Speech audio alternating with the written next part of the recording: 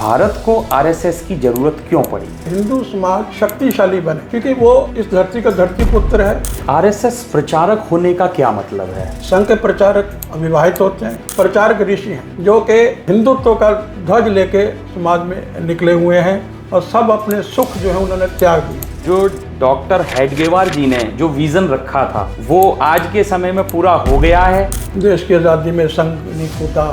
Doctor साहब संघ की भ्रूण हत्या नहीं चाहते कि अगर हम आरएसएस की बात करें और परम पूज्य श्री गुरु जी को भूल जाएं, जिन्होंने आरएसएस को सबसे ज़्यादा बढ़ाया है, ऐसा बताया जाता है कि उनके काल के अंदर सबसे ज़्यादा आरएसएस को ग्रोथ मिली है। तो यादवराव जोशी पहले आदमी थे जिन्होंने संघ की प्रार्थना पहली बार बोली। ये आज से 20-30 साल पहले लोग कहते थे कि गाड़ी उस टाइम की कार में 3 गियर होते, तो वो क्या करते थे कि संघ गुरु जी के आने के बाद संघ तीसरे गियर में आ। जो उस टाइम के गृह मंत्री थे सरदार पटेल, उन्होंने गुरु जी को स्पेशली भेजा, जाइए महाराजा हरि सिंह से बात करिए। हमारा हरि सिंह से बात करी, उनसे बात की, उनको अपनी बात में मनाया कि कश्मीर का भविष्य जो है सुरक्षित भारत के साथ ही रहेगा। कि नाथूराम गोडसे ने महात्मा गांधी को मारा। संघ से उनका कोई लेना देना नहीं था। संघ तो महात्मा गांधी की बहुत सम्मान करते थे। ऐसा क्या था जो उस समय वंदे मातरम को बैन कर रखा था? कभी कभी बीजेपी द्वारा ऐसे बयान आते हैं कि हमें संघ की जरूरत नहीं है। संघ अपने काम में लगा है। इस विचार को कौन पुख्ता करेगा, हम उसकी मदद करने को तैयार बैठे। अगर बीजेपी करती है तो उसकी मदद करेंगे। अगर बीजेपी नहीं करती, मान लो कोई चीज़ हमारे विचार के हिसाब से नहीं चलती, तो हम नहीं करते, उनके साथ नहीं खड़े होते। अभी हाल ही में एक बयान आया आरएसएस प्रमुख मोहन भागवत जी का, हर हिंदू को कम से कम 3 बच्चे करने चाहिए। ये फैमिली प्लानिंग जो है, परिवार नियोजन, ये जब से चले तो हिंदू ने तो उसको फॉलो किया और बाकी दूसरे लोगों ने फॉलो नहीं किया। उनका एक फंडा ही है कि भी आबादी बढ़ाओ और लोकतंत्र में आबादी बढ़ जाएगी तो भी हम इस देश के ऊपर कब्जा कर लेंगे।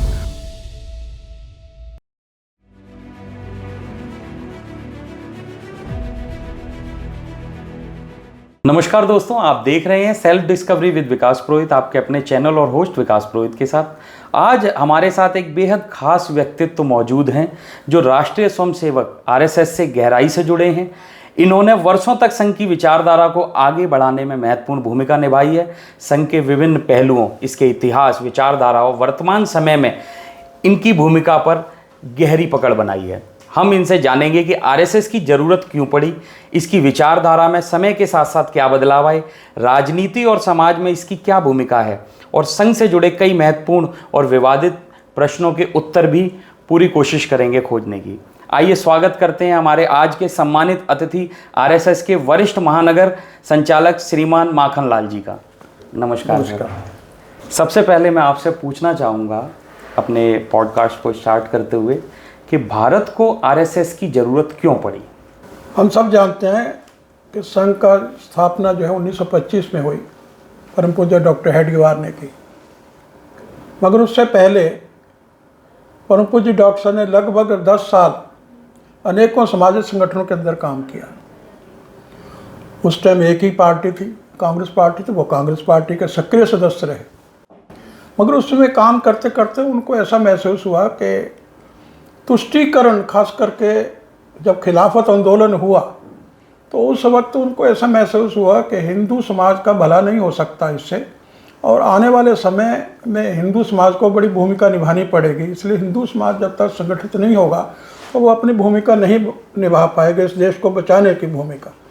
तो इसलिए उन्होंने 1925 में हिंदू समाज का, ये संगठन किसी के विरोध में नहीं खड़ा हुआ, ये हिंदू समाज को अपनी शक्ति जगाने के लिए, शक्ति जागरण के लिए संगठन खड़ा किया था कि हिंदू समाज शक्तिशाली बने क्योंकि वो इस धरती का धरती पुत्र है। इस धरती को, इस देश को आगे बढ़ाने का, इस देश को उसकी ही जिम्मेदारी बनती है। ये सोच के उन्होंने संघ की स्थापना की। आरएसएस प्रचारक होने का क्या मतलब है? साथ ही साथ मैं इसमें एक चीज़ और जोड़ना चाहूँगा कि आरएसएस में जो संगठन के पद होते हैं वो क्या क्या हैं और किस तरीके से उनकी जिम्मेवारियां तय होती हैं? तो सबसे पहले आपने प्रचारक के बारे में पूछा। संघ में जैसे संघ प्रारंभ हुआ तो जैसे जैसे संघ की ज़रूरत महसूस हुई उसी तरीके से नई नई पद्धतियाँ जो थी बनती गई।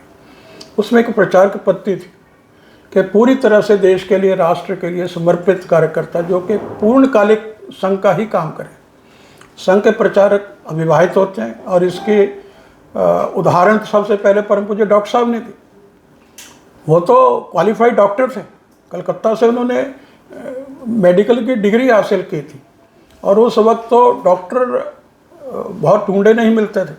पूरे विदर्भ प्रांत के अंदर 75 डॉक्टर थे सिर्फ, मगर परम पूज्य डॉक्टर साहब ने डॉक्टरी को का पेशा ना करते उन्हें अपने आप को पूर्णतः समाज के लिए समर्पित किया, और ताज जिंदगी उन्होंने शादी नहीं की।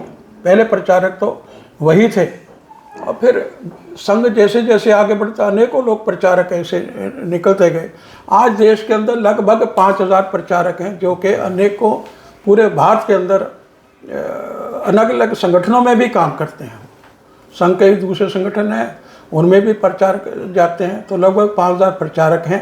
प्रचारक भी वही है कि पूरा घर बिल्कुल छोड़ के, घर का मोह छोड़ के पूर्णतः राष्ट्र के लिए समर्पित कार्य करते।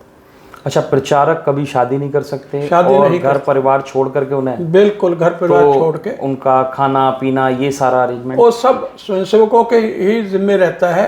कार्यालय में, वो संघ के कार्यालय उसमें वो रहते हैं, वो भोजन भी कार्यालय में नहीं करते, वो किसी न किसी कार्यकर्ता घर पे जाते हैं। अच्छा, ये उनका एक सिस्टम ऐसा बना है ताकि उनके पहुंच जो है हर घर कार्यकर्ता तक हो, और कार्यकर्ता को भी उत्साह मिलता है जब प्रचारक उनके घर में जाते हैं। तो ये भी ऐसा है, कार्यकर्ता प्रचारक जो हैं भोजन किसी कार्यकर्ता घर पे ही करते हैं। मतलब इतना समर्पण होता है। अगर मान लो कभी किसी भोजन नहीं भी मिला या भोजन की व्यवस्था नहीं कही, तो वो किसी को जाके ये नहीं कहते कि मैंने भोजन करना है। ये उनका जीवन बिल्कुल तपस्वी वाला जीवन है प्रचारकों का। मतलब एक तरीके से देखा जाए तो एक साधु की जो जीवन शैली है उसको वो पूरी तरीके से परिपूर्ण करते हैं, जो अगर प्रचारकों को मैं देखूं, क्योंकि घर छोड़ना आज के समय में बहुत टिपिकल काम है। बिल्कुल, प्रचारकों को आप आज के काल में ऋषि, जैसे ऋषि होते हैं, प्रचारक ऋषि हैं, जो कि हिंदुत्व का ध्वज लेके समाज में निकले हुए हैं, और सब अपने सुख जो है उन्होंने त्याग दिए हैं। और ऐसा नहीं कि प्रचारक जो हैं वो बोल बहुत अच्छे अच्छे घरों से भी निकले। पूज्य बाला साहब देवरस, उनके घर में बड़ी अच्छी जिम्मेदारी थी, जो कि तृतीय सरसंघ चालक बने, मगर छोड़ के आए। परम पूज्य डॉक्टर साहब ने अपना उदाहरण दिया। उनके इस कालखंड में भी अनेकों कार्यकर्ता ऐसे अच्छे अच्छे परिवारों के अंदर से कार्यकर्ता ऐसे निकले। तो अब सब समाज के सभी वर्गों में से एक प्रचारक हैं इस वक्त समाज संघ के पास, सभी वर्गों के अंदर से, सामान्य परिवारों से भी निकले, और अच्छे वेल एजुकेटेड हैं सभी सब। मगर जब राष्ट्र की बात आती है तो प्रचारक जो है, मतलब प्रचारक उस काम के लिए आगे निकले हैं। अच्छा, इसी में ही जैसे मैंने आपसे पूछा था कि संगठन के जो बाकी दायित्व हैं वो क्या क्या होते हैं। अच्छा, इनको प्रशिक्षण किस तरीके से दिया जाता है? हाँ, देखिए, ऊपर से लेके अगर हम चलते हैं तो ऊपर सरसंघ चालक जो है होते हैं। जैसे आज के समय में पूज्य मोहराजी भागवत है, सरसंघ चालक हैं। सरसंघ चालक के नीचे सर कार्यवाह होते हैं, जिसको आप सेक्रेटरी जनरल कह सकते हैं, वो होते हैं। फिर सह सर कार्यवाह, उनकी एक टीम है ऊपर से।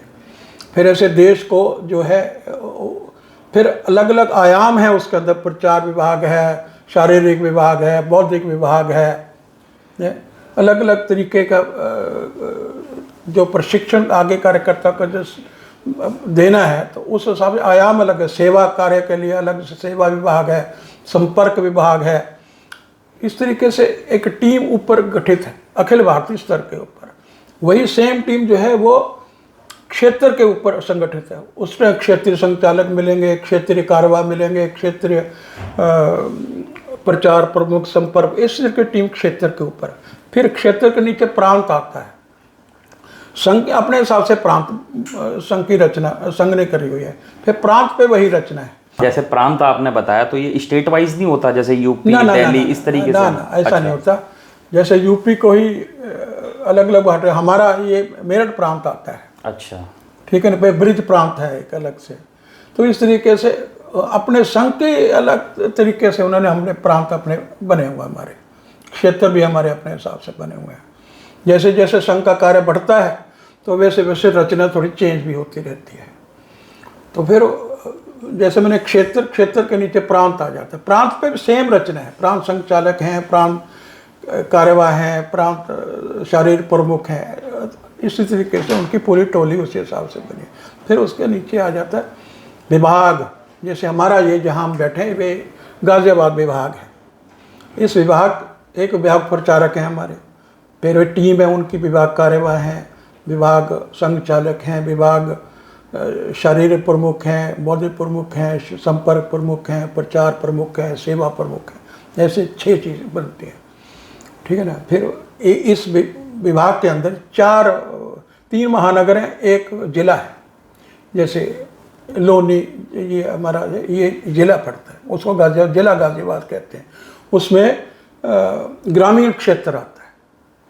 3 महानगर हैं, एक वैशाली महानगर है जिसमें हम लोग बैठे हुए हैं, एक हरनंदी महानगर है जिसमें ये इंदिरापुरम, खोड़ा, ऐसे नोएडा का कुछ क्षेत्र ये आता है। तो देन फिर हिंडन से परली तरफ का गाज़ियाबाद, उसका गाज़ियाबाद महानगर कहते हैं। तो ये हमारे महानगर तक की रचना है। इसके आगे फिर एक महानगर के अंदर भाग हैं। हमारे महानगर में 6 भाग हैं। ये क्षेत्र इसका हिंडन से लेकर दिल्ली की सीमा के बीच का जितना एरिया है, उधर सीमापुरी से शुरू होकर इधर ये दिल्ली गेट जो अपन आता है, तो यहाँ तक का ऐसा हिंडन के बीच का एरिया, हिंडन बीच में आ जाएगा। सब सुंदरा, वैशाली, ये सारा एरिया इसी के अंदर आता है। तो इसके अंदर 6 भाग हैं, 18 नगर हैं। हम नगर में बांटा हुआ है, हर एक के नगर कार्यवाह, जो टीम ऊपर है वो नगर तक हमारे आती है। मतलब जो पद डिफाइन किए हुए हैं, हाँ। उनको आपने पहले एक सेंट्रलाइज कर हाँ, दिया, बिल्कुल, फिर centralize उसको किया। प्रांत वाइज किया, हाँ। फिर नगर वाइज किया, महानगर वाइज किया, फिर आप इसको डीप लेवल तक लेकर के जा रहे हैं, बिल्कुल। ताकि जो वर्किंग ऊपर वाले कर रहे हैं वही बिल्कुल। नीचे वाले भी करें, और आप एक एक व्यक्ति तक अपनी पहुंच बना सकें। हाँ, जो ऊपर से चीज चलती है वो नीचे तक कैसे पहुंचेगी, और नगर कार्यवाह, नगर से फिर शाखा तक हम लोग आते हैं। अच्छा। एक नगर में फिर आगे शाखाएं, 6, 7, 8 शाखाएं प्रत्येक नगर के अंदर रहती हैं। कहीं 10 हैं, कहीं अच्छे नगर हैं, इसमें कहीं 15, 20 तक भी शाखाएं एक नगर के अंदर रहती हैं। उनके फिर नगर की एक अपनी कार्यकारिणी है, वो उस सारे काम का देख रेख करती है। हाँ, ऐसा बताया जाता है कि 50,000 से भी ज़्यादा शाखाएं हमारे भारतवर्ष के अंदर शायद चल, लगभग 73,000 शाखाएं हैं इस वक्त, और एक नगर को एक शाखा गिना जाता है। अच्छा। हाँ, एक नगर एक शाखा है। एक शाखा, उस शाखे पर आगे उप शाखाएं हैं। हम जैसे एक नगर में 10 शाखाएं हैं, तो एक नगर शाखा है, उसकी उप शाखाएं हैं वो। तो इस तरीके लगभग 73,000 से ऊपर हैं। तो ये क्योंकि शताब्दी वर्ष चल रहा है, तो अब संघ का कार्य विस्तार ही इस बार लक्ष्य है। तो 1 लाख स्थानों तक इस बार ले जाने का हमारा लक्ष्य। अच्छा। हाँ, तो ये 1 लाख का लक्ष्य कब तक पूरा समझें? 2000 ये शताब्दी वर्ष अभी शुरू हो जाएगा, विजयदशमी के बाद शताब्दी वर्ष शुरू हो जाएगा। शताब्दी वर्ष उसकी तैयारी हम सब कर रहे हैं। अभी अनेकों कार्यक्रम इस तरीके से करते हैं ताकि जहाँ शाखा नहीं लगती उस क्षेत्र के अंदर हमारी शाखा पहुँचे। तो ऐसे उसकी तैयारी शुरू हो गई है। 25 विजयदशमी अभी आएगा, उसके बाद शताब्दी वर्ष शुरू होगा, तो उसमें हमारा लक्ष्य है कि हमने 1 लाख तक पहुँचना। जैसे अभी आपने बताया, लगभग विजयदशमी को आरएसएस अपने 100 वर्ष पूरे करने जा रही है। हाँ। तो मैं, क्योंकि ये वैसे तो मुझे आगे पूछना था, लेकिन ये आया है तो मैं चाहूँगा कि इस सवाल को मैं यहीं पूछूं।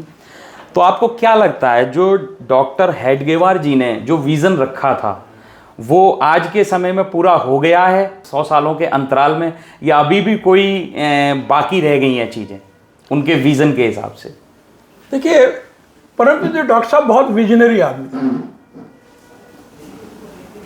उन्होंने 1925 के अंदर जो संघ स्थापना से पहले जो अनेकों संगठनों के अंदर काम किया, देश के माहौल को देख के उनको ऐसा लगा जरूर कि यह देश आने वाले 20-30 साल के बाद आज़ाद हो जाएगा, क्योंकि अंग्रेज़ बहुत कमज़ोर हो चुका था, उस वक्त शक्ति नहीं थी। अंग्रेज़ों ने किसी को आज़ादी दी नहीं है, मगर वो क्योंकि वो उनकी अपनी शक्ति कम हो गई थी, इसलिए उन्होंने देशों को आज़ाद करना ही पड़ा। और ये एहसास परम पूज्य डॉक्टर साहब को हुआ था। तो मगर उनको ये भी लगता था कि देश आज़ाद होगा तो उस वक्त जो देश में घटनाएं होंगी, उनको इस देश के लिए जूझने वाले लोग चाहिए होंगे उस वक्त। ये उनका उस वक्त का विजन था। तो उन्होंने उस वक्त ये सब छोड़ के, इसलिए उन्होंने कांग्रेस पार्टी को छोड़ के हिंदू समाज के संगठन का काम प्रारंभ किया। बहुत से लोग कहते हैं वो कई बार कि देश की आज़ादी में संघ नहीं कूदा।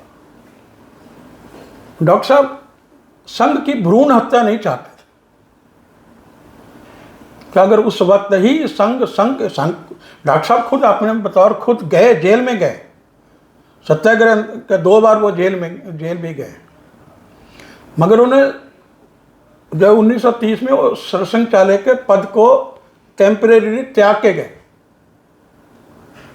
तो संघ को इन्वॉल्व नहीं उन्होंने किया, क्योंकि अंग्रेजों की कुदृष्टि जो थी वो संघ के ऊपर हो जाती, उसी वक्त संघ खत्म हो जाता, इसलिए उनकी विजन दूसरी थी। तो इसलिए 1947 में देश आज़ाद हुआ तो संघ के स्वयंसेवकों की जो भूमिका रही वो बहुत सराहनीय रही। वहाँ के हिंदू समाज को सेफ लेके आना, इस देश के अंदर सुरक्षित लेके आना, यहाँ आने के बाद उनके लिए सब चीज़ का इंतज़ाम करना, रिलीफ कमेटियाँ बनाई, बंगाल रिलीफ कमेटी बनी, पंजाब रिलीफ कमेटी बनी, ताकि जितने शरणार्थी वहाँ से आए थे उनको खाना पीना रहने का इंतज़ाम हो सके। ये विजन को लेकर डॉक्टर साहब चले उस वक्त। मगर हमने 1940 में प्रार्थना पढ़ते हैं, प्रार्थना की एक लाइन आती है लास्ट, जो परम वै भवने तमेव तत्स राष्ट्र, इस राष्ट्र को परम वैभव पर लेके जाना, ये उनका एक लक्ष्य था जो उन्हें प्रार्थना के अंदर ही उन्होंने कह दिया। तो 100 साल तक सभी स्वयंसेवक मिलके इस देश को, इस राष्ट्र को परम वैभव पर लेके जाने वाली जो काम उन्होंने प्रारंभ किया था, हम आज उसका सुफल देख रहे हैं। आज देश के प्रधानमंत्री भी कहते 2047 तक इस राष्ट्र को आत्मनिर्भर और विकसित राष्ट्र बनाना है। ये 100 साल की जो तपस्या स्वयंसेवकों ने की है, ये उसका रिजल्ट हम आज देख रहे हैं। आज सत्य सनातन संस्कृति का, सनातन धर्म का डंका भी दुनिया में बज रहा है। इस संस्कृति को भी लोगों ने सराहना प्रारंभ किया है। तो जो लक्ष्य वो लेके चले थे, मेरे हिसाब से लगभग, क्योंकि अभी कंटेंटमेंट इज डेथ, नहीं, कंटेंटमेंट तो होनी नहीं चाहिए कभी, देश को आगे बढ़ते ही रहना चाहिए, काम तो करते ही रहेंगे हम, पर जो परम पूज्य डॉक्टर साहब ने सपना देखा था, हम लगभग उसके करीब पहुँचे। अब जैसे इस बातचीत में नाम निकल के आ रहा है परम पूज्य डॉक्टर श्री हेडगेवार जी का, तो मैं थोड़ा सा उनके बारे में भी आपसे जानना चाहूँगा, उनकी शख्सियत के बारे में, और एक स्वयंसेवक की जुबानी में ये जरूर जानना चाहूँगा कि वो उनको किस तरीके से देखता है। देखिए, परम पूज्य डॉक्टर साहब, मैं अपने हिसाब से कहता हूँ, उनका इस दुनिया के अंदर आना ही जो है, ये एक ईश्वरी घटना मैं मानता हूँ। जिस वक्त इस देश के अंदर तुष्टीकरण की वजह से, या इस देश ये गुलाम रहा है, खास करके मुस्लिम राज इसके ऊपर रहा, उनके बहुत अत्याचारी समाज ने सहे, और उसके बाद अंग्रेज़ों का राज आया, तो देश का अंग्रेज़ों ने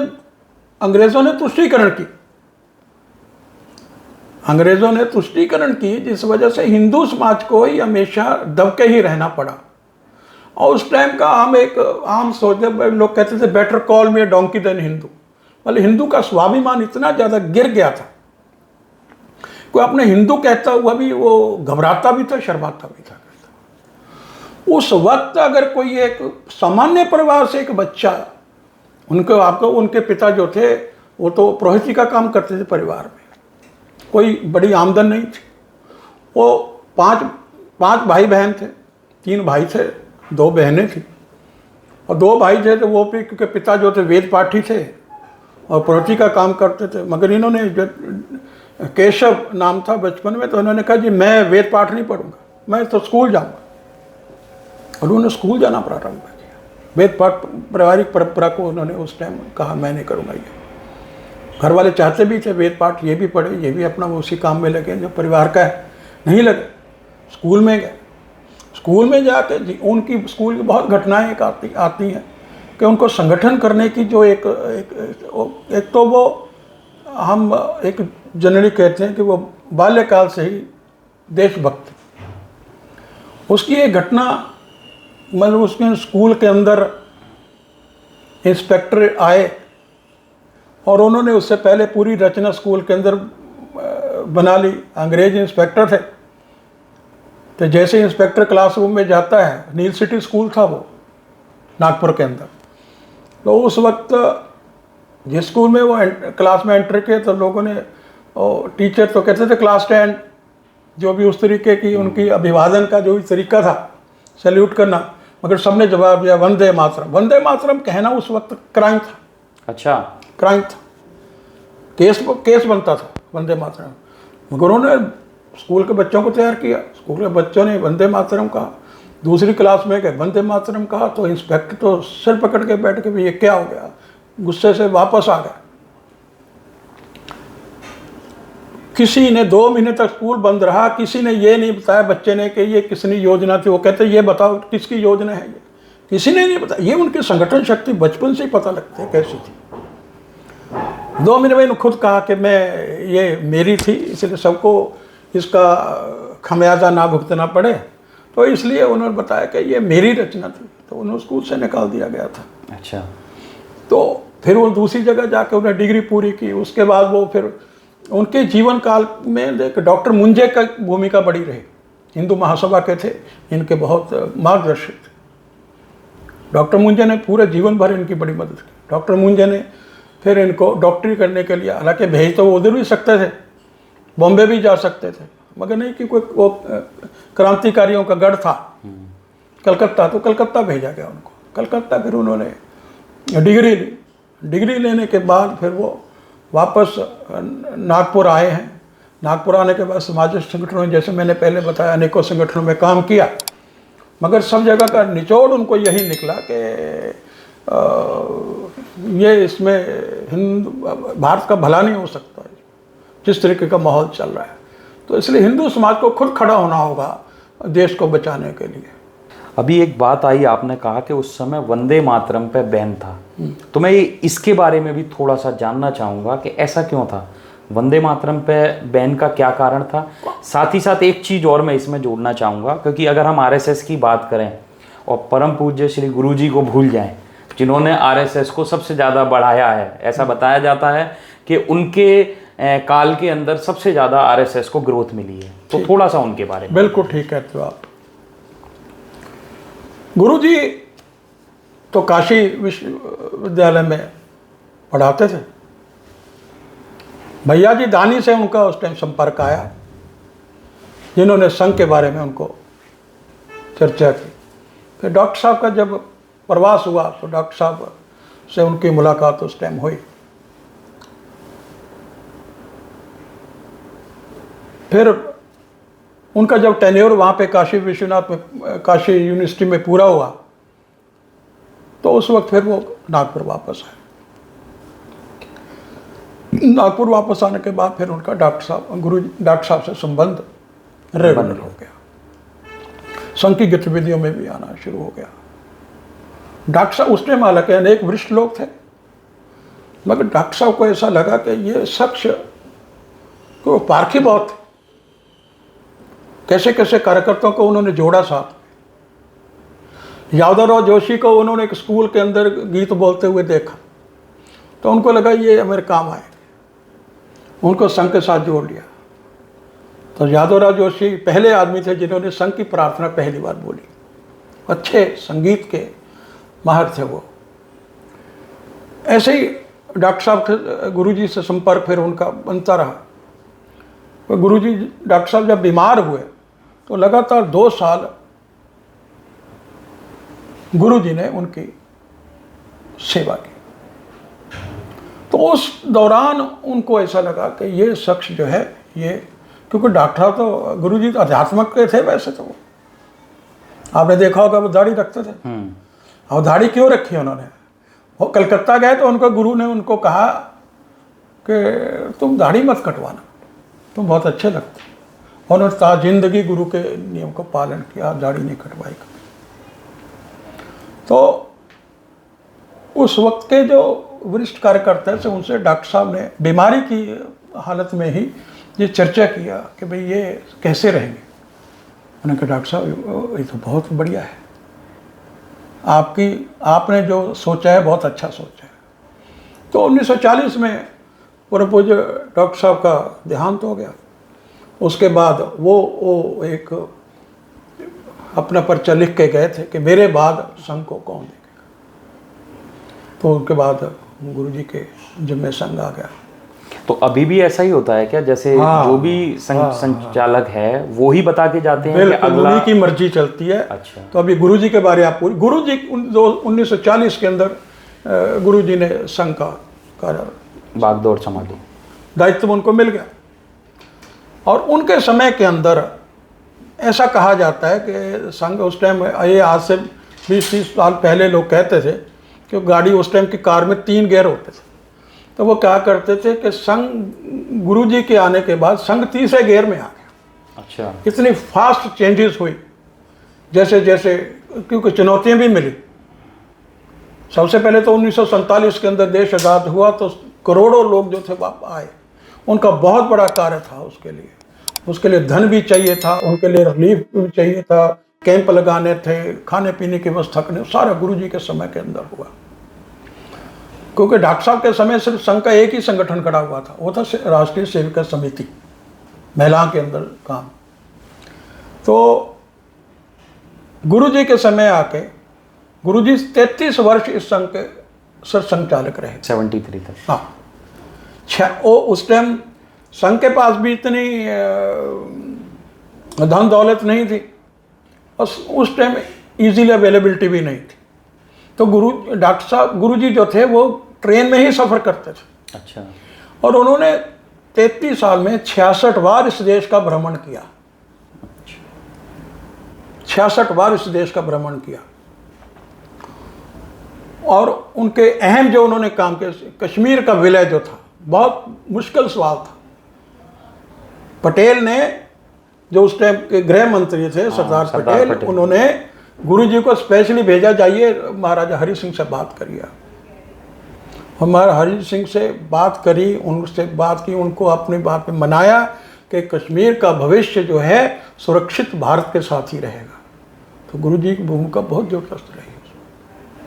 फिर 1948 के अंदर श्रद्धेय महात्मा गांधी का मर्डर हो गया। तो उस टाइम की जो सत्ता में पार्टी थी, उसमें कुछ लोग ऐसे थे कि जो कि संघ से ईर्ष्या करते थे।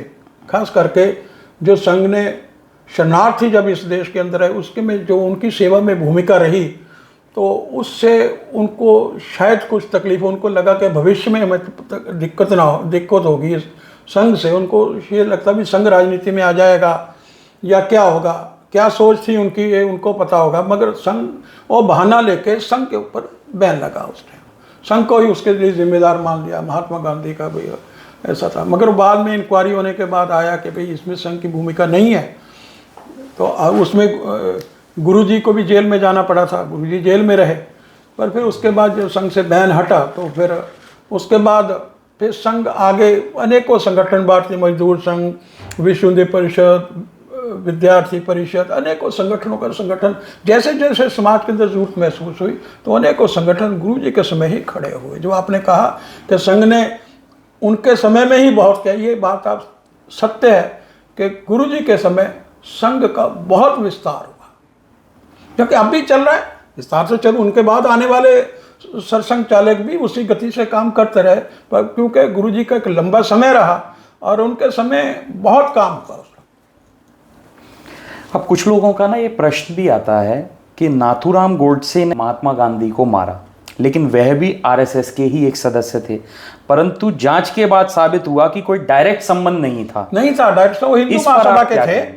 देखिए, नाथूराम गोडसे जो तो वो हिंदू महासभा के सदस्य थे, संघ से उनका कोई लेना देना नहीं था। मगर जैसा मैंने पहले बताया ना कि भाई एक बहाना लेकर संघ पे बैन तो लगा ही दिया। बाद में इंक्वायरी हुई, बाद में वो सदस्य नहीं थे या उनका कोई सीधा संबंध नहीं था। ये उनके मन में कोई भावना आई, कोई चीज़ उनको नहीं बुरी लगी होगी, क्या कोई रिएक्शन उन्होंने कर दिया। पर संघ का कोई लेना देना इसमें ऐसा नहीं था, क्योंकि संघ तो महात्मा गांधी की बहुत सम्मान करते थे। 1934 में वर्धा में महात्मा गांधी को संघ का वर्ग देखने के लिए बुलाया गया था। अच्छा। और उन्होंने भूरी भूरी प्रशंसा की थी संघ की। नहीं, ये चीज़ मुझे बहुत अच्छी लगी आपकी। ऐसा मीडिया के अंदर बहुत चलता रहता है कि संघ जो है, ख़ास तौर से आरएसएस को लेकर के ये बहुत ज़्यादा टिप्पणी की जाती है कि महात्मा गांधी के विरोधी थे। तो आपने ये बात आज क्लियर कर दी कि संघ का उन वर्ग के अंदर आए और दूसरे दिन ये सरसंघ चालक जी उनको मिलने के लिए, उनके वो जहाँ ठहरे हुए थे उनकी कोठी में उनको मिलने के लिए गए। 1 घंटा उनकी आपस में वार्तालाप हुई, कई क्वेश्चन, कई आपस में एक दूसरे के विचार जानने का प्रयास भी मिला। उन्होंने बल्कि उनको पूछा था, जब आप कांग्रेस में रहे तो आप हिंदू ये संगठन ऐसा कांग्रेस में क्यों नहीं कर पाए? तो उन्होंने कारण बताया भी उनका एक वर्किंग स्टाइल ऐसा होता है, नहीं हो पाते।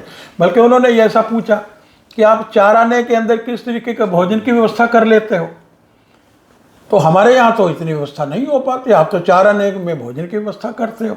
वो कहते हैं हमारे यहाँ इसलिए हो जाती है कि सरसंघ चालक और स्वयंसेवक एक ही जगह बैठ के एक ही तरह का भोजन करते हैं, तो जो कि दूसरे संगठनों में नहीं है ऐसा। वहाँ वीआईपी ट्रीटमेंट है, इसलिए वहाँ खर्चे ज़्यादा आते हैं, हमारे कम पैसे में हम लोग काम कर रहे थे। तो उनकी बड़ी तारीफ की तो उन्होंने। अच्छा, इसमें एक चीज़ और आ जाती है कि आजकल ये बहुत ज़्यादा सवाल एक कॉमन हो चुका है कि जीवन में पैसे की कितनी इम्पोर्टेंस है। अब मैं ये क्यों आपसे पूछ रहा हूँ, उसका रीज़न भी बता रहा हूँ। क्योंकि आप एक आरएसएस से जुड़े हुए हैं, जैसे अभी आपने बताया कि हमारे यहाँ प्रचारक होते हैं, वो घर भी छोड़ देते हैं, शादी भी नहीं करते, अविवाहित रहते हैं। तो एक स्वयंसेवक की जुबानी में ये जानना चाहूँगा कि पैसे की कितनी इम्पोर्टेंस है जीवन के अंदर। तो पैसे का महत्व तो है, जैसे जैसे समय बदल रहा है पैसे का महत्व है, मगर संघ के स्वयंसेवक जो हैं ये कम पैसे, उतना ही पैसे की जरूरत महसूस कर जितने से अपना जीवन यापन ठीक से हो सके, और कम से कम पैसे में हम लोग काम करते हैं। अभी आज ही सुबह की बात कि हम एक योजना बना रहे थे कि वन विहार के लिए जाएं, तो आया खर्चा के 500 रुपया हर आदमी देगा। एक कार्यकर्ता ने कहा हम ऐसा ऐसा करेंगे, ये किसी बचत हमारी हो जाएगी, क्यों नहीं इसको 300 रुपये में कर ले? तो सबने कहा 300 रुपये में कर लेते। तो कम से कम पैसे के अंदर सादगीपूर्ण, ये भी बात है, कम पैसे तभी लगे ना, हम सादगीपूर्ण, सादगी तरीके से कम में कितना गुजारा हो सकता है, उतनी धन की आवश्यकता हम लोग समझते हैं। अब थोड़ा सा मैं आपके सफ़र के बारे में भी जानना चाहूँगा कि आपकी जर्नी कैसे रही। आप कैसे शाखा से जुड़े, आरएसएस से जुड़े, थोड़ा सा इस जर्नी। बहुत बचपन की बात है। मैं जिस शहर से आता हूँ, मेरा शहर है पंजाब में, खन्ना शहर है। अच्छा। बचपन में एक दिन मेरी माता ने मेरे को कहा, हमारे घर के पास एक पाठशाला है, वहाँ मैं देखा करता था वो लोग ऐसे खेल कूद किया करते थे। हमें तब मालूम नहीं था ये शाखा है या क्या नहीं है, मगर माता जी ने एक दिन कहा वहाँ गुरुदक्षिणा हो रही है, तुम भी जाओ। हम भी चले गए, 2, 4, 5 रुपये लिए, एक गुरुदक्षिणा का। तब तक भी हमें मालूम नहीं था ये क्या चीज़ है, क्योंकि अब आके पता लगता ना, ये संघ का जितना पूरा पैराफिलिया, पूरा काम चलता है, ये स्वयंसेवकों द्वारा दी हुई गुरुदक्षिणा से चलता है। अच्छा। हम दान भी नहीं लेते, कोई पर्ची नहीं काटते, स्वयंसेवकों पर दबाव भी नहीं है। वो साल में एक बार उसने आके अपनी जितनी जो उसकी मन है या अपनी शक्ति है उसके अनुसार वो गुरुदक्षिणा करते हैं। और सामने एक ही जगह 5 रुपए वाला भी वो एक ही जगह बैठता है, फूल से गुरुदक्षिणा करने वाला स्वयंसेवक वहीं बैठता है, और 2000 करने वाला भी कहे, और सब गुप्त है, सब गुप्त है। तो मैंने वो पहली बार गुरुदक्षिणा वहाँ की, तो मैं उसके बाद मैं दिल्ली आ गया। दिल्ली में आने के बाद मैं सन 73 के अंदर मेरे कोई एक जिला कार्यवाह थे, उनसे संपर्क हुआ, तो मैं शाखा जाना शुरू किया। 73 से लेके आज तक, उस टाइम तो दिल्ली में था, दिल्ली में मैं जैसे शाखा के दायित्व होते हैं, तो पहले कुछ साल बड़ा जोश था उस वक्त, और उम्र भी लगभग ऐसे 23-24 साल की उम्र थी उस टाइम, तो थोड़ा थी। तो उस वक्त पहला दायित्व मिला, क्या गटनायक हमारे यहाँ होते हैं, एक छोटी सी शाखा का जो परिधि है उसके अंदर छोटा सेक्टर, कोई ब्लॉक समझिए, गली समझिए, ऐसा उसकी जिम्मेदारी मिली। तो हम बड़े खुश होते, शाखा का दायित्व मिल गया।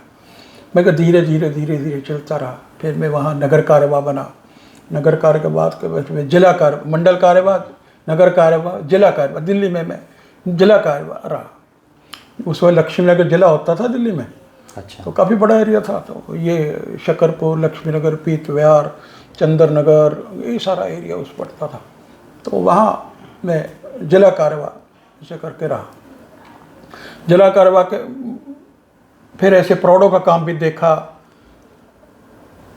तो लगभग 2010 तक मैं वहाँ था। 73 से लेकर 2010 तक मैंने दिल्ली का दायित्व रहा। उसके बाद मैं शिफ्ट किया, इधर कौशाम्बी आ गया। 1 साल तो मैं यहाँ से ही दिल्ली जाता था। अच्छा। क्योंकि वो एक लगाव होता है ना, क्षेत्र से लगाव होता है, कार्यकर्ताओं से मिलना होता है। तो मन नहीं कर रहा था कि भी यार लग रहा है। फिर 1 साल मैं वहाँ रहा। 1 साल के बाद फिर इधर वाला, फिर मैंने खुद ही उनको बोला भाई थोड़ी दिक्कत होती है हाँ, आने जाने में डिस्टेंस ज़्यादा तो है, इसलिए खास करके शाम की बैठकें होती हैं, उसमें फिर दिक्कत होती है, घर आके जाना मुश्किल होता है। तो मैंने दायित्व उधर का छोड़ा, इधर का शुरू कर दिया। फिर यहाँ मैं पहले मेरा बौद्धिक विभाग में रहा, क्योंकि गीत मेरा एक विषय है। तो इस वजह से वो सब जगह दिल्ली में भी पता था और यहाँ भी पता, गीत विषय था, इसलिए बौद्धिक का एक दायित्व मिला। फिर बौद्धिक के बाद फिर ये संघ चालक का दायित्व जो है ये मेरे को मिला। तो मेरे को लगभग ऐसा आप समझिए 73 से लेके आज 2025 हो गया, मैं निरंतर संघ का काम कर रहा हूँ। शिक्षण, जैसे प्रशिक्षण की भी बात आप पूछ के, शिक्षण मैंने 2005 के अंदर प्रथम वर्ष किया, 2007 के अंदर द्वितीय वर्ष किया, 2009 के अंदर तृतीय वर्ष किया। तृतीय वर्ष नागपुर में ही होता है, वो अखिल भारतीय स्तर के ऊपर होता है। और वो एक तरीके से हम देखें तो ग्रेजुएशन की डिग्री होती है शाखा की। हाँ, आप समझिए first year, second year, third year हो गया, वो एक तरह का समझो संघ के स्नातक हो गया वो। हाँ, वो तृतीय वर्ष होता है। वैसे स्वयंसेवकों के लिए जो शिक्षण का ये टाइमिंग, उनके लिए अलग अलग वैसे प्रशिक्षण हम लोग निरंतर करवाते रहते हैं। एक आपने बोला था कि वंदे मातरम पे उस समय बैन था, तो मैं थोड़ा सा उसके बारे में दोबारा पूछना चाहूँगा कि ऐसा क्या था जो उस समय वंदे मातरम को बैन कर रखा था? हाँ, देखिए वंदे मातरम देश पे मरने मिटने वाले लोगों का एक उद्घोष था, एक नया जोश उनके अंदर जगाता था। क्रांतिकारी लोग या देश के लिए आंदोलन करने वाले लोग वंदे मातरम का नाम सुनते उनके जहन के अंदर एक नई स्फूर्ति खड़ी होती थी, और जो कि सब कुछ छोड़ के माँ भारती के लिए सब कुछ त्याग करने के लिए खड़े होते थे वंदे मातरम के घोष से, और अंग्रेज से डरते थे। इसलिए अंग्रेज़ों ने लोगों को कि उस भावना को कमज़ोर करने के लिए वंदे मातरम को बैन कर दिया। इसलिए वंदे मातरम बैन किया अंग्रेज़ों ने। मगर परम पूज्य डॉक्टर साहब ने वो वंदे मातरम ही अपनी क्लास के अंदर किया था। मतलब उस समय जो अंग्रेजों का शासनकाल था उसमें कितनी कुरीतियाँ थीं, कुनीतियाँ थीं, उन सब के बारे में जब बातचीत होती है तो ऐसे ऐसे शब्द बताए जाते हैं। जैसे अभी आपने बताया कि वंदे मातरम बैन था। हाँ, छोटी से छोटी चीज जो उन्हें लगती थी कि सत्ता से हमें बाहर कर सकती है, हाँ, वो सब उसको बंद करना चाहते थे, एक तानाशाही के तरीके से। बिल्कुल बिल्कुल बिल्कुल उनका वो, इसलिए वंदे मातरम से डर। क्रांतिकारियों का नारा था वंदे मातरम है। उस टाइम गाया जाता था मेरा रंग दे बसंती चोला, वो भगत सिंह का था है, उनसे भी वो लोग डरते थे। तो अनेकों जो भी समझो उद्घोष देश के साथ जोड़ता था, देश में जन जागरण का काम करता, सबसे अंग्रेज डरते थे, इसलिए सबको वो रोकते थे। बिल्कुल आपने सही कहा। मेरा रंग दे बसंती चोला जब भगत सिंह गाते थे तो उस गाने से ही हजारों लोगों की भीड़ जमा हो जाती थी। बिल्कुल। तो वो सब ये सब एक चालें थी अंग्रेजी शासन की जो उन्हें रोकने की कोशिश की जाती थी। बिल्कुल बिल्कुल। अब आ जाते हैं वापस अपने मुद्दे पर ही। एक संस्था का या कहें संगठन का जब भी उदय होता है तो वह एक विचारधारा को अपनाती है, लेकिन सिक्के का दूसरा पहलू यह भी है कि जैसे जैसे वो संगठन बड़ा होता है, पावरफुल होता जाता है, तो कहीं ना कहीं विचारधारा के साथ थोड़ा बहुत समझौता किया जाता है। आपको क्या लगता है आज का जो आरएसएस है वो विश्व का सबसे बड़ा संगठन है, इसमें कोई दो राय नहीं है, सबसे बड़ा संगठन भी है। तो कहीं ना कहीं उस विचारधारा के साथ आगे बढ़ रहा है या उनमें भी कुछ बदलाव किए गए हैं? डॉक्टर साहब के जीवन की एक घटना है। संघ प्रारंभ हुए कई साल हो गए थे, संघ का घोष बन गया था, घोष अंदर बैंड। किसी नागपुर के किसी अच्छे, उनके बच्चा भी शाखा में आता था, उन्होंने डॉक्टर साहब को कहा, डॉक्टर साहब मेरे बेटे की शादी है,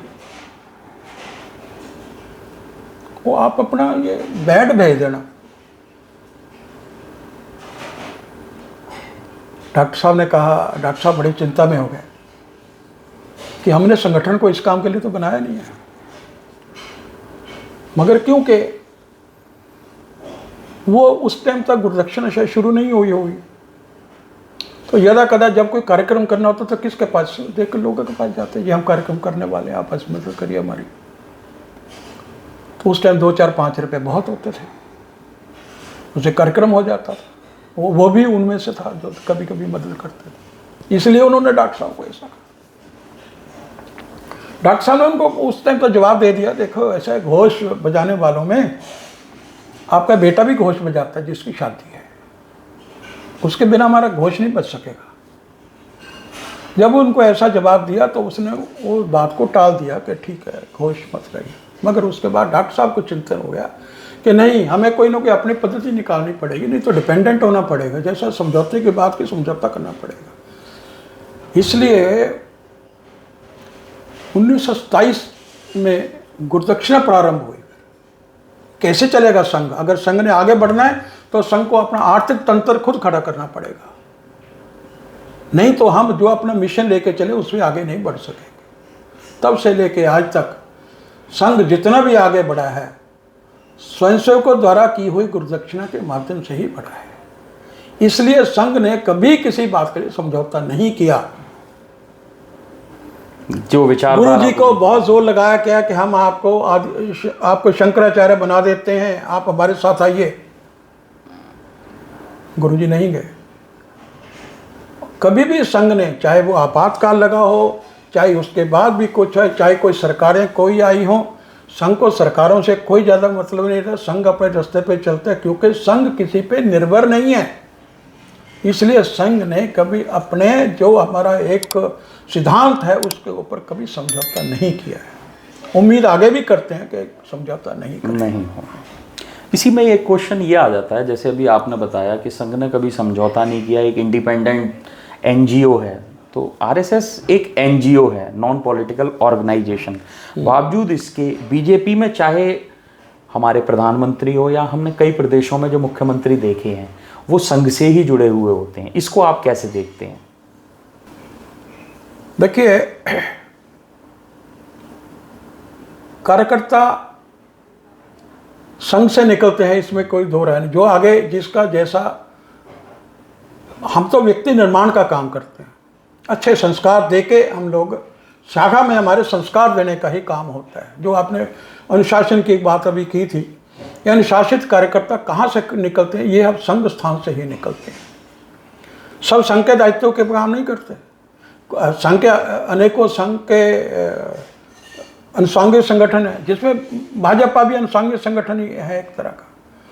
तो जिसका जहाँ इंटरेस्ट होता है वहाँ चले जाता है। क्वालिटी ऑफ लीडरशिप, खास करके विद्यार्थी, क्योंकि विद्यार्थी राजनीति भी है देश के अंदर, तो वहाँ पे बहुत कुछ विद्यार्थी राजनीति से ही कार्यकर्ता ज़्यादा निकलते हैं। जो आपने अभी बताया कि बीजेपी में चले जाते हैं या वहाँ चले गए, तो वो जिसका जो इंटरेस्ट है वो वहाँ जाके काम करता है। राजनीति में भी अच्छे लोगों की ज़रूरत है, राजनीति में भी अच्छे लोगों की, जो अच्छे संस्कारी, जो देश के लिए कुछ करने वाले, जिनकी विचारधारा जो है देश के लिए समर्पित हो।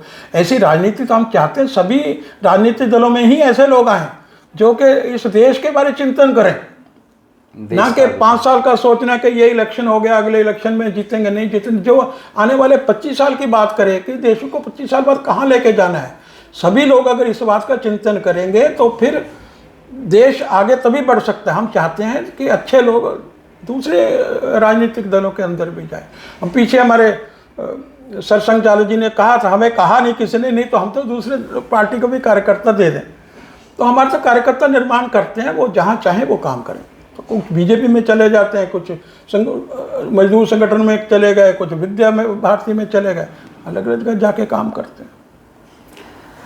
अब इसी में एक सवाल यह आ जाता है कि कभी कभी बीजेपी द्वारा ऐसे बयान आते हैं कि हमें संघ की ज़रूरत नहीं है, क्योंकि आप आरएसएस से जुड़े एक स्वयंसेवक भी हैं, साथ साथ भाई पूरी प्रक्रिया को देखते हैं, समझते हैं। तो एक स्वयंसेवक के तौर पे आप इसको कैसे देखते हैं?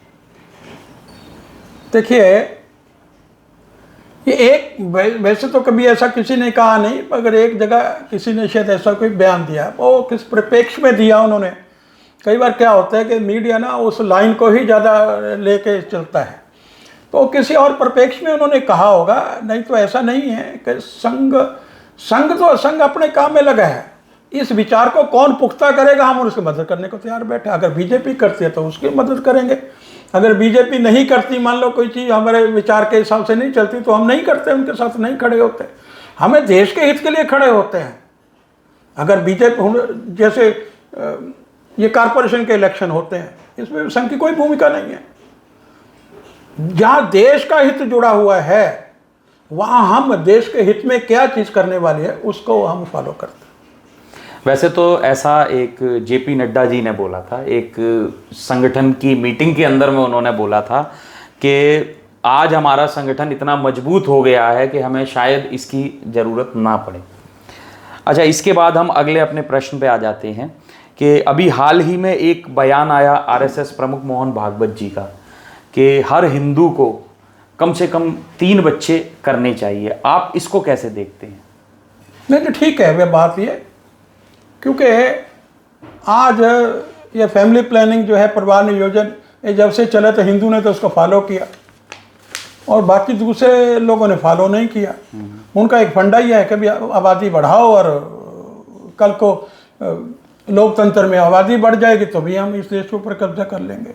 उसको रोकने के लिए, जैसे हिंदू समाज में मान लो 2 बच्चे हैं, तो इसका मतलब हमारी जो आबादी है बिल्कुल वहीं पर स्टैग्नेंट खड़ी हुई है, कोई आगे बढ़ेगी नहीं, दूसरे के बढ़ते जाएंगे।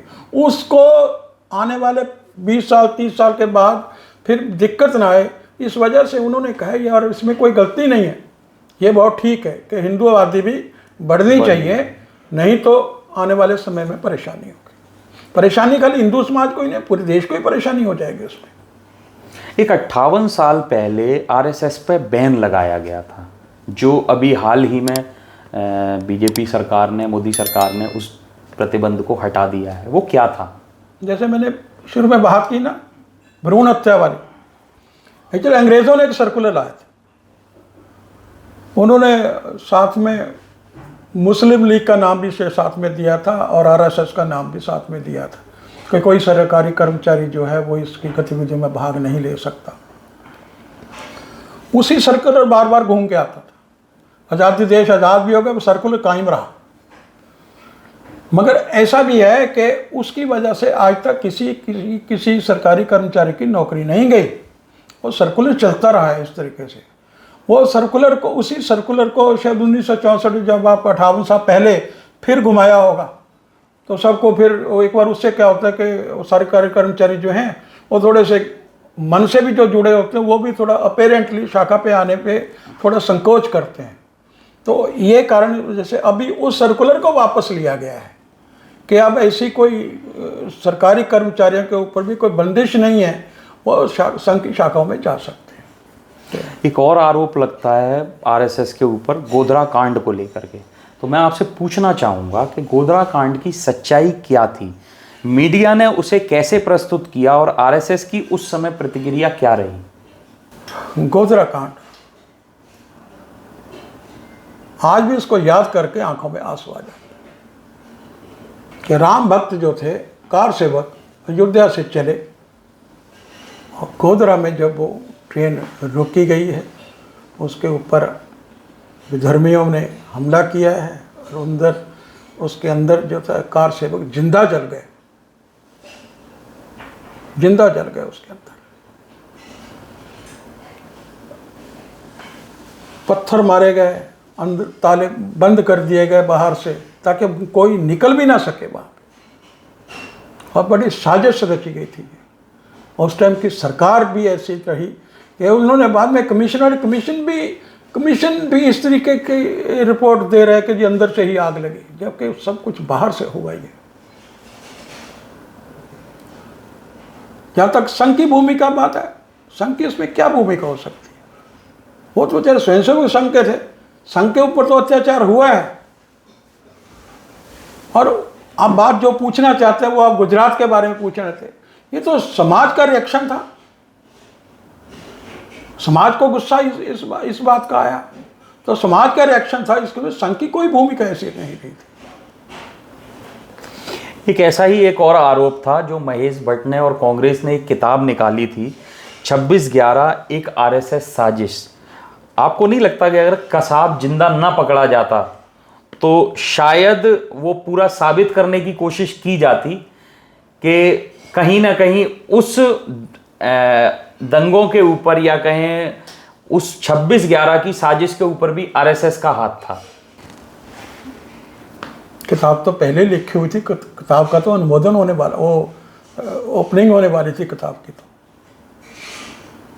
ये साजिश किसने रची है? तो जिन्होंने किताब पहले लिखी हुई थी, उस किताब को उन्होंने कुछ ही दिनों के बाद वो जो था उसका उद्घाटन करने वाले थे। ये तो भगवान ने सुन ली कि वो कसाब जिंदा पकड़ा गया, और वो जो सिपाही थे उन्होंने उसको पकड़ लिया, नहीं तो उसको ही मार देते। तो ये जो आप बात करने वाले हैं वो सारी इल्ज़ाम तो संघ के ऊपर ही आ जाता। ये साजिश तो जिन्होंने संघ के ऊपर इल्ज़ाम लगाना था उनकी रची हुई थी सारी है। ये तो ईश्वर जो करते हैं ना, ईश्वर जरूर इंसाफ करता है। और इसलिए वो सिपाही जो थे उन्होंने कसाब को पकड़ा गया, तो ये सारी, नहीं तो ये सब रिवर्स हो जाता कि सारा संघ ने करवा दिया, ये ऐसा करा दिया। संघ की उसमें कोई नहीं, संघ की भूमिका हो ही नहीं सकती उसमें।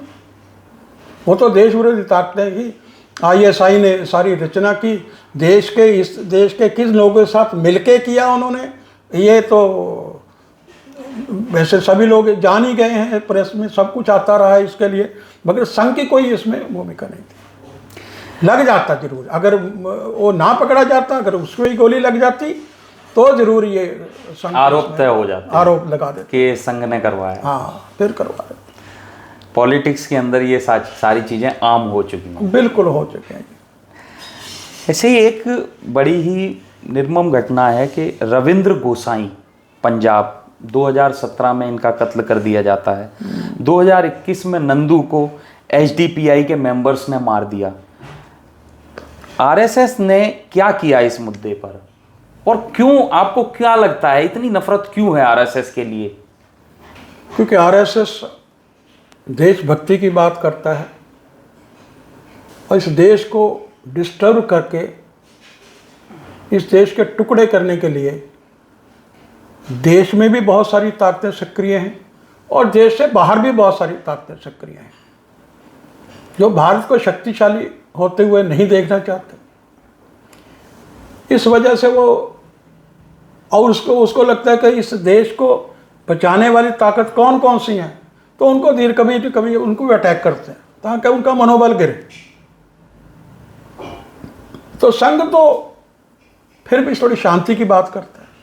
रिएक्शन करेंगे तो नुकसान किसका होगा? देश का ही होगा। तो इस वजह से संघ चाहता है कि देश शक्तिशालियों के आगे इन सब साजिशों का मुकाबला करते हुए आगे बढ़े। इसलिए संघ कोई ऐसा रिएक्शन नहीं करता कभी, संघ दूर की सोच के चलता।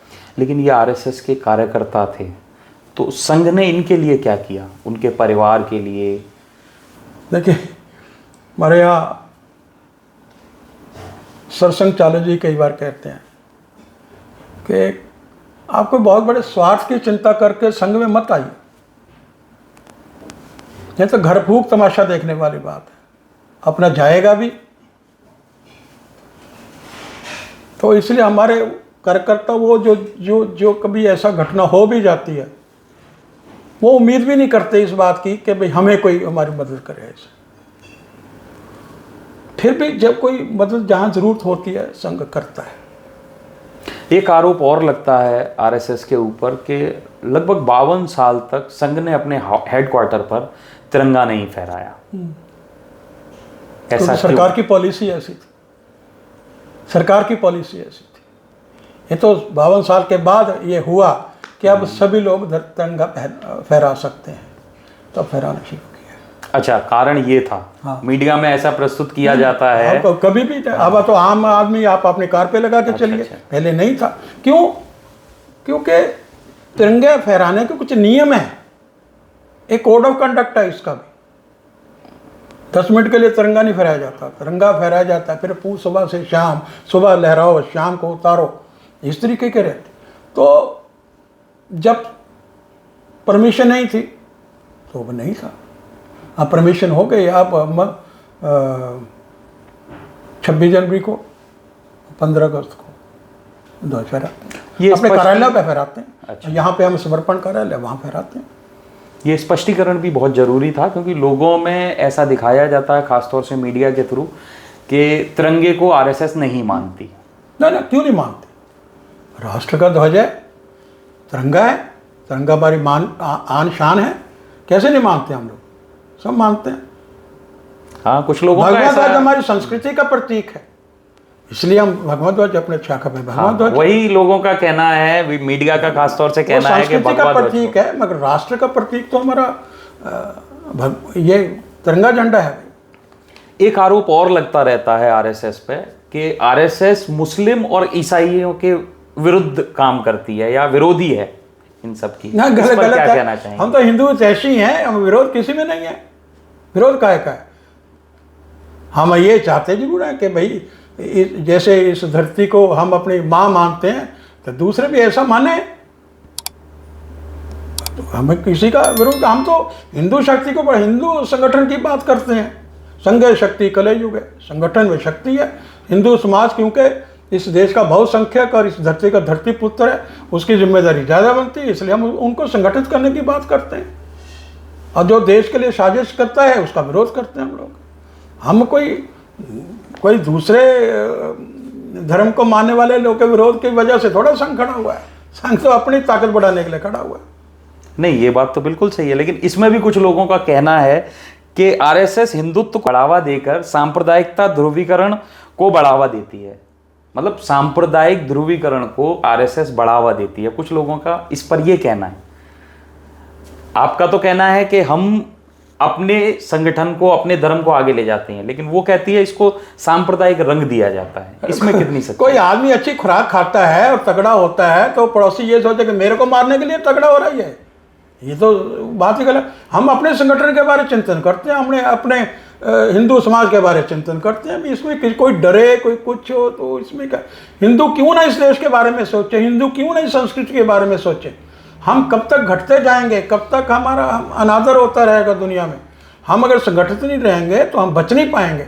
इस बात को तो पक्का इसलिए हम तो अपने समाज के लिए बात करते हैं, दूसरे के लिए नहीं करते बात। हम तो मुसलमानों में भी काम करते हैं। मुस्लिम समाज के अंदर संघ का एक आयाम है मुस्लिम राष्ट्रीय मंच, उसमें कुछ राष्ट्रवादी मुसलमान भी जुड़े हुए हैं।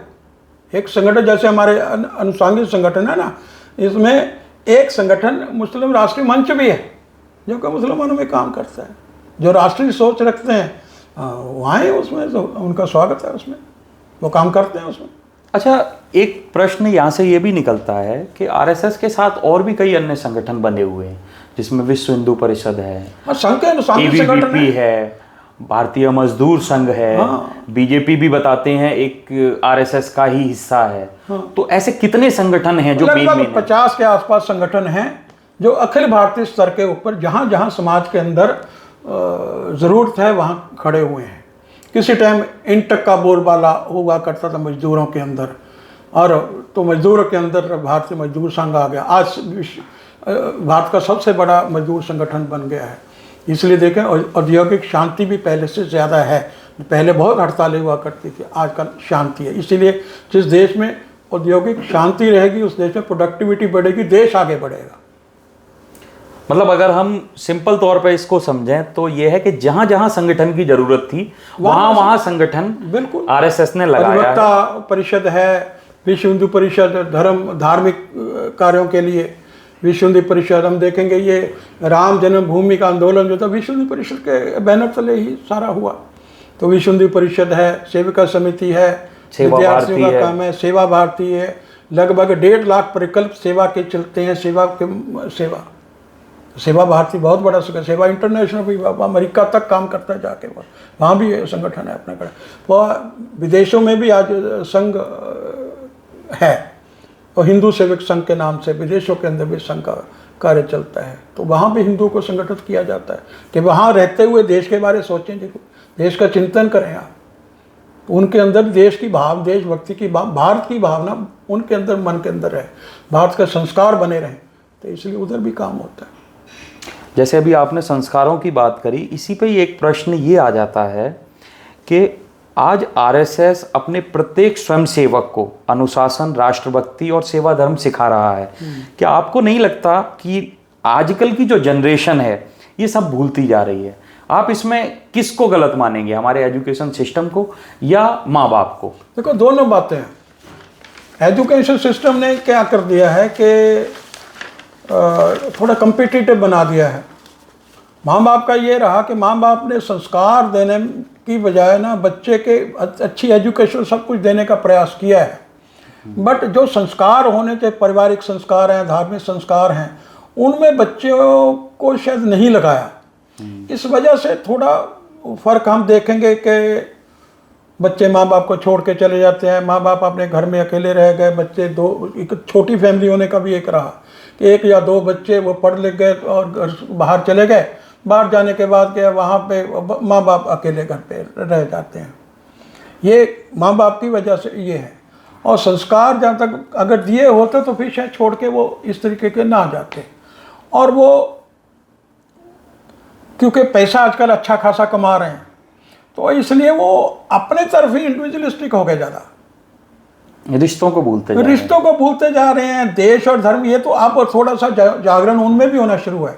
और दूसरी बात ये भी होता है, जब देश आगे बढ़ता है, देश का सम्मान बढ़ता है, तो नौजवान भी फिर अपने आप को उसके साथ जोड़ना शुरू करता है, उसके मन में भावना आनी शुरू होती है।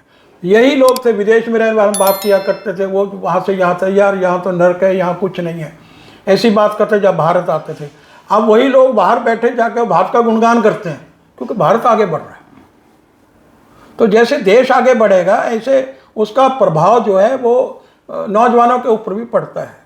संघ को भी एक दिक्कत आती है भाई, जैसे सायंकाल की शाखाएं, तो इसीलिए संघ की सायंकाल की शाखाएं हम लोग लगाते हैं क्योंकि बचपन संस्कार जो बचपन के होते हैं वो ता जिंदगी मन के ऊपर लिखे रहते हैं। तो इसलिए सायंकाल का काम हम लोग बढ़ाने का प्रयास करते हैं ताकि नौजवानों के अंदर बड़े होने पे भी संस्कार बने रहें। नहीं, ये बिल्कुल बहुत ज़रूरी है। जॉइंट फैमिली पहले होती थी, चाचा होते थे, बुआ होती थी, तो लोग अपने मन की बात कह पाते थे। बच्चा कभी माँ बाप से कुछ नहीं कह पाता था जो चाचा से कह देता था। आज वो सारी संस्कृति कहीं ना कहीं डूबती जा रही है। हाँ। अब आरएसएस के कुछ विरोधियों का ये भी कहना है कि आरएसएस का प्रभाव बीजेपी सरकारों पर रहता है जो लोकतांत्रिक व्यवस्था के लिए खतरा है। सरकारों की अपनी एक व्यवस्था है, उस हिसाब से वो चलते हैं, वो तो संविधान के हिसाब से चलते हैं। तो ये कहना कि संघ का प्रभाव, संघ उनके डे टू डे कोई एक्टिविटी में कोई दखल तो देता नहीं है। संघ तो भाजपा के डे टू डे और जो क्या करते हैं उसमें कोई दखल नहीं देता। भाजपा अपने हिसाब से, उनका अपना संविधान है, अपने हिसाब से काम करती है। सरकारें जो हैं उनके अपने के मैनिफेस्टो हैं, उनका अपने प्रोग्राम है, उसी को लागू करते हैं वो लोग। तो संघ की भूमिका कहाँ आ गई? इलेक्शन में आ जाते हैं ना संघ। हाँ, इलेक्शन अभी हाल ही में जो हरियाणा और दिल्ली चुनाव हुए हैं उसमें ऐसा मानना है कि संघ की भूमिका के चलते जो है बीजेपी ने जीत हासिल की। देखो, अब आप अगर उसको थोड़ा और गहराई से सोचोगे तो वो अगर हरियाणा में संघ ने कोई अगर काम, जैसे कि वो कहते हैं भी छोटी छोटी बैठकें की हैं, अगर ना की होती तो देश को बड़ा खमियाजा भुगतना पड़ता इसका। हमने देखा 3 साल किसान यहाँ बैठे रहे हैं, उनको पीछे से बिठाने वाले कौन थे? उसमें बहुत सारे विरोधी पक्ष के लोग भी हम कह सकते हैं, या हम जिसको डीप स्टेट बोलते हैं, जो विदेशों से चाहते हैं कि भाई इस देश को डिस्टर्ब कैसे किया, इस देश की जो लोकतांत्रिक व्यवस्था इसको कैसे ध्वस्त कर दिया जाए। तो अगर वो हरियाणा में इस बात को आगे सोचते हुए संघ इसमें इन्वॉल्व हुआ, कि नहीं तो अभी हम देख रहे हैं पंजाब में हालत क्या हो रही है। पंजाब दिन दिन नीचे गिरता जा रहा है, प्रोडक्टिविटी खत्म हो गई, व्यापारी आता नहीं है वहाँ पे। किसी को जाना पड़ता है तो उसको 4 घंटे का एक अलग से रास्ता देके तो वो बेचारे जाते हैं वहाँ पे। अगर हरियाणा में समझो सरकार बदल जाती तो वो शंभू बॉर्डर से उठ के दिल्ली आ जाती। हमने देखा पीछे लाल किले पे जो हुआ था। संघ नहीं चाहता था ऐसा दोहराया जाए, इस वजह से संघ को इसमें काम करना पड़ा। क्या देश हित की बात आती है वहाँ संघ काम करता है। मतलब अगला मुद्दा जो है पंजाब का रहेगा, आपने जैसे नाम लिया, पंजाब में आगे संघ की पूरी भूमिका रहेगी। नहीं, संघ तो वहाँ देखिए, संघ की भूमिका तो वहाँ पे जब आतंकवाद का काल उस वक्त भी रही। संघ ने बहुत लोगों के गांव में जाके, शहरों में जाके सब लोगों को समझाना भी आपस में नहीं लड़ना, आपस में नहीं लड़ना, आपस में नहीं लड़ना, ये बात समझाता संघ की तो तब भी भूमिका रही। तो इसलिए पंजाब में आने वाले समय में क्या संघ अपना काम पंजाब में अभी भी करता है कि भाई हम हिंदू और सिख जो हैं वो हम सब एक हैं। हम इस मुद्दे पे आपस में कोई भेदभाव ना आपस में रहे, कटुता ना बढ़े, क्योंकि वहाँ पे सामान्य परिवार सब ऐसे हैं जिसमें किसी में एक केशधारी है, एक बिना केशधारी है। परिवारों के अंदर ऐसा है। मैं खुद कहता हूँ, मेरे मामा, मेरे नाना सब केशधारी थे, हम केशधारी नहीं थे। मेरे बड़े ब्रदर थे, वही पगड़ी पहना करते थे। जब वो स्कूल पढ़ते थे पगड़ी पहनते थे, वो भी पढ़ते थे। कोई भेदभाव था ही नहीं। ये तो राजनीति ने ऐसा कर दिया पंजाब को। हम चाहते हैं पंजाब द्वारा अपने पैरों पे खड़ा हो। इस टाइम पंजाब की हालत ज़्यादा ख़राब है वहाँ पे, तो ये सब ठीक ठाक हो जाए, हम तो ये चाहते हैं। आपातकाल को कैसे देखते हैं? आपातकाल मैंने तो देखा है उसको। इस देश के जो अभी समझो 75 साल निकल गए, उसका एक काला अध्याय है ये आपातकाल। जब सिर्फ एक मतलब कुर्सी बचाने के लिए था, अपनी सत्ता को बचाने के लिए आपातकाल लगाया। कारण नहीं था कोई, सत्ता को बचाने तो आपातकाल लगाया। उसमें हमने देखा था उस वक्त संघ के तो अनेकों हजारों कार्यकर्ता जो थे वो उस टाइम जेल में गए, और सभी राजनीतिक दल जितने थे उस टाइम, मधुलिमय थे, राजनारायण थे, चंद्रशेखर थे, और अनेकों थे, सारे ही बड़े बड़े नेता, जेलों में सभी पार्टी, कांग्रेस के अलावा जितने भी थे सारे, वो सब उस टाइम जेल के अंदर था। सब उनको ये लग रहा था कि ये अब हम बाहर नहीं आ पाएंगे, हमारी लाशें ही बाहर आएंगी। मगर उस टाइम फिर संघ की भूमिका बड़ी महत्वपूर्ण रही। संघ ने फिर उसको सत्याग्रह प्रारंभ किया। लगभग 1 लाख लोग सत्याग्रह करके अंदर जेलों में गए थे। छोटे छोटे बच्चे भी गए, सायकाल के स्वयंसेवक ही गए सब। तो वो उसका धीरे धीरे असर हुआ था। सत्य के आपातकाल हटा फिर 17 महीने के बाद। संघ की भूमिका जो रही वो रंग लाई, और बहुत महत्वपूर्ण भूमिका रही संघ की। छोटे छोटे न्यूज़पेपर निकाले गए, ऐसा बहुत कुछ किया। अब चलते हैं हम अपने मज़ेदार रैपिड फायर राउंड के दौर में। इसमें क्या होता है, मैं आपसे प्रश्न करूंगा, बस शॉर्ट में उनके जवाब देने। तो अब पहला सवाल मेरा इसमें ये है कि आरएसएस को अगर एक शब्द में परिभाषित करना हो, एक अनुशासित संगठन। आज की सरकार में सबसे पसंदीदा राष्ट्रीय नेता या राष्ट्रवादी नेता? आज की सरकार में प्रधानमंत्री नरेंद्र मोदी जी। हाँ? चलिए, आरएसएस का सबसे प्रभावशाली नेता कौन रहा है? सबसे पहले प्रभावशाली तो परम पूज्य डॉक्टर हेडगेवार, जिन्होंने संघ को, वही थे जो संघ को समझने वाले थे, जिन्होंने संघ समझा। बाकी सब हम लोग संघ को समझने का ही प्रयास किए जा रहे हैं। आपकी पसंदीदा बुक? मैं साधारण स्वयंसेवक। आपकी पसंदीदा कोई भजन या गाना? और बल्कि मैं चाहूँगा कि यहाँ अगर आप उसकी 2 लाइन गुनगुना दें तो और बढ़िया हो हमारे दर्शकों के लिए।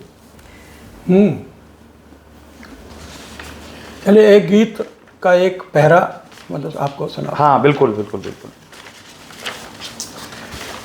जीवन की भेंट चढ़ा देंगे, माता का मान बढ़ा देंगे, खा अन्न और जल तेरा माँ, यह अंग सकल सब बड़े हुए, तेरी ही वायु से माता, यह श्वास है अब तक अड़े हुए, ऋण तेरा माँ हम पर भारी, उसको हम आज चुका देंगे, जीवन की भेंट चढ़ा देंगे, माता का मान बढ़ा देंगे। बड़ी ही सुंदर और बड़े ही अच्छी आवाज़ है आपकी। अब अगला मेरा इसमें आ जाता है कि क्या आरएसएस में महिलाओं की भागीदारी को बढ़ाना चाहिए? देखिए, महिलाओं की अलग से एक संगठन है, राष्ट्रीय सेविका समिति। वो जैसे संघ के जिस तरीके के संघ का ऊपर से नीचे तक का सिस्टम बना, ऐसे ही राष्ट्रीय सेविका समिति में है। मगर संघ के कार्यकर्ता उसकी किसी काम में भागीदारी नहीं करते। उनका इंडिपेंडेंट संगठन खड़ा, जहाँ उनको मदद होती है मदद करते हैं हम लोग, उनको कोई व्यवस्था करनी है, कुछ करना है, मगर सिस्टम टोटली उनका अलग है। तो इसलिए संघ में उन महिलाओं की ज़रूरत नहीं है, उनके लिए अलग संगठन खड़ा कर दिया है। अखिल भारतीय स्तर का संगठन है, उसी तरीके से सरसंघ चालक है, सरसंघ चालिका है वहाँ पे, तो सुबह शाखा तक का उनका अलग से संगठन बनाया हुआ। बिल्कुल संगठन। एक समाज सुधार जो आरएसएस को अभी लागू करना चाहिए आपके हिसाब से?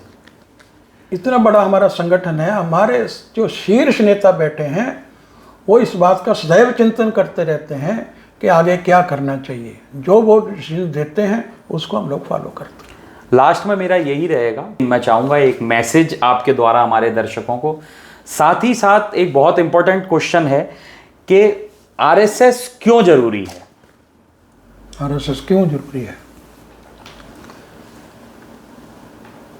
देखिए, इस देश की सनातन संस्कृति और हिंदू समाज का संगठन जो संघ करता है, संगठन से ही शक्ति खड़ी होगी और शक्ति से ही देश आगे बढ़ेगा। अगर देश को हम उन्नति की तरफ लेकर जाना चाहते हैं, परम वैभव पर लेकर जाना चाहते हैं, तो संघ द्वारा दिए हुए संस्कार वो बहुत ज़रूरी है इस देश के लिए।